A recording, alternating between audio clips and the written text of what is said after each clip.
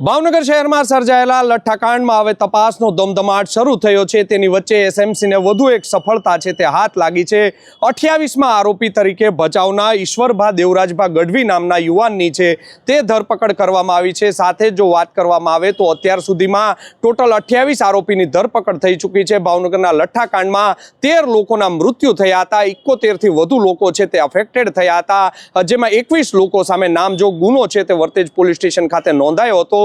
તેમાંના સૌ પ્રથમ છે તે 14 આરોપીની ધરપકડ છે તે સ્ટેટ મોનિટરિંગ સેલ દ્વારા કરવામાં આવી હતી। ત્યારબાદ 13 આરોપીની ધરપકડ છે તે કરવામાં આવી હતી અને હવે ગઈકાલે છે તે વધુ એક આરોપીની ભચાઉ ખાતેથી સ્ટેટ મોનિટરિંગ સેલની ટીમ છે તેમના દ્વારા કરવામાં આવી છે। આ ધરપકડ જેની કરવામાં આવી છે ઈશ્વર ગઢવી નામનો જે આ યુવાન છે તેની વાત કરવામાં આવે તો ભુજનો છે તે લિસ્ટેડ બુટલેગર હોવાનું પણ અમારા સૂત્રો છે તે કહી રહ્યા છે। અગાઉ તમને જો જાણવામાં આવે તો તેની ઉપર આક્ષેપ અત્યારે લાગી રહ્યા છે, અનુમાન છે તે અત્યારે લાગી રહ્યું છે। અમારા સૂત્રો છે તે કહી રહ્યા છે કે તે છે તે રો મટીરિયલ છે તે સપ્લાય કરતો હતો।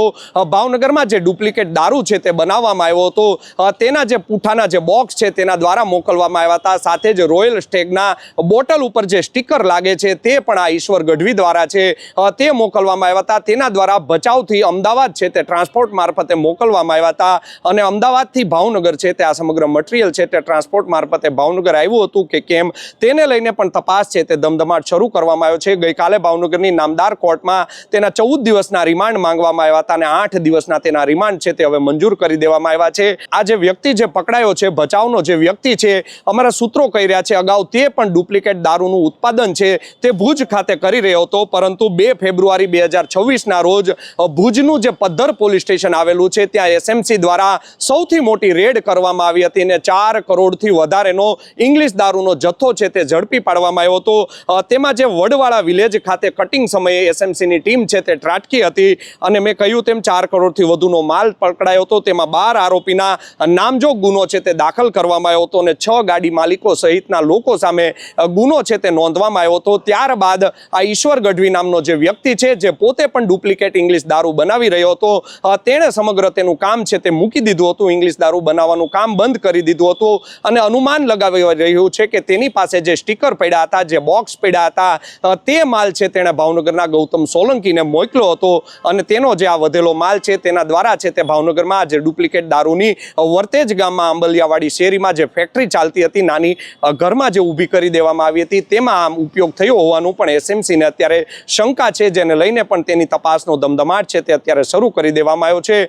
છેલ્લા 9 દિવસથી એસએમસીની જે 8 ટીમો છે તે સતત ભાવનગરમાં કાર્યરત છે। ભાવનગરમાં એસએમસીના એસપી છે મયુરસિંહ ચાવડા, એસએમસીના ડીઆઈજી છે વિશાલકુમાર વાઘેલા, તેઓ પણ હજી આજે પણ 9મા દિવસે ભાવનગરમાં તપાસનો ધમધમાટ છે તે શરૂ રાખ્યો છે। અગાઉના જે તમામ આરોપી 27 આરોપી હતા તેમના છે તે 10 દિવસના રિમાન્ડ મંજૂર થયેલા છે।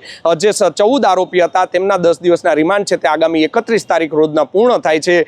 બીજા જે 13 આરોપી છે તેના 3 તારીખના રોજ રિમાન્ડ છે તે આગામી પૂર્ણ થવા જઈ રહ્યા છે। એસએમસીના અનેક કડીઓ હાથ લાગી છે। ગુજરાત બહાર પણ એસએમસીની 5 ટીમો છે તે અત્યારે તપાસ કરી રહી છે।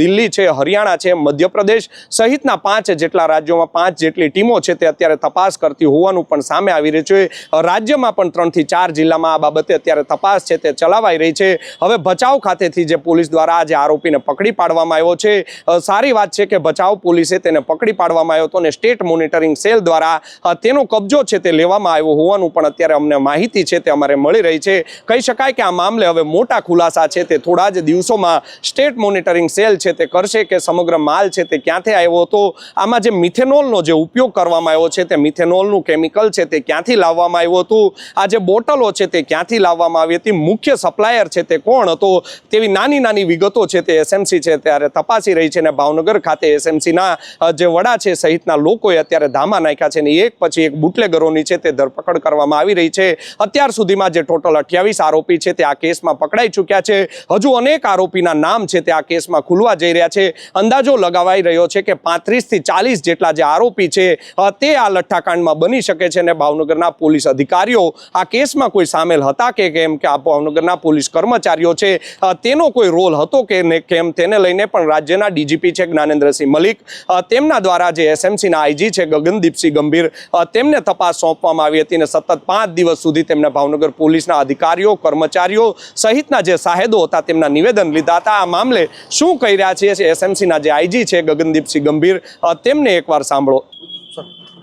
સર પ્લીઝ આજે અત્યાર સુધી જેટલા ભાવનગરના જો સાહેદો હતા એમને તપાસવામાં આવ્યા છે. અમે એટલા માટે કામ કરતા હતા કે આ લોકોને અમે છેક ગાંધીનગર સુધી નહીં બોલાવવું પડે ઇન્ક્વાયરીના કામે. તો આ લોકોનું સ્ટેટમેન્ટ પૂરું થયું છે. તો આ પછી જો પણ અમારું આગળનું કાર્યવાહી થશે અમે ઇન્ક્વાયરી માટે કરવાના છીએ. Thank you. તો આ હતા તમે સાંભળ્યા એસએમસીના જે આઈજી છે ગગનદીપસિંહ ગંભીર. તેમણે કહ્યું છે કે છેલ્લા 5 દિવસથી જેટલા સાહેદો હતા તેમનું છે તે મારા દ્વારા નિવેદન છે તે નોંધવામાં આવ્યું છે. તમામ લોકોને ગાંધીનગર બોલાવવા શક્ય ન હતા. તે મામલે એસએમસી દ્વારા ભાવનગરમાં છે તે કેમ્પ કરવામાં આવ્યો હતો અને તમામ સાહેદોના નિવેદન નોંધી દેવામાં આવ્યા છે. હવે નિવેદનની પ્રક્રિયા પૂર્ણ થઈ ગયા છે અને તેઓ ગાંધીનગર ખાતે ગઈકાલે રાત્રે છે તે અહીંથી નીકળી ગયા છે. રાજ્યના ગૃહમંત્રી છે હર્ષ સંઘવી તેમના દ્વારા પણ એક મિટિંગનું આયોજન કરવામાં આવ્યું હતું. તેમાં પણ બ્રીફિંગ કરવામાં આવ્યું છે અને હવે આઈજીપી છે તે ગગનદીપસિંહ ગંભીર તેઓ પણ ગાંધીનગર ખાતે પહોંચી ગયા છે. તેમના દ્વારા પણ હવે રિપોર્ટ છે તે સુપ્રત કરવામાં આવશે અને આગામી સમયમાં ભાવનગરના લઠ્ઠાકાંડમાં 13 લોકોના જે મોત થયા છે તેને લઈને અનેક નવા ખુલાસા છે તે આગામી સમયમાં થઈ શકે છે.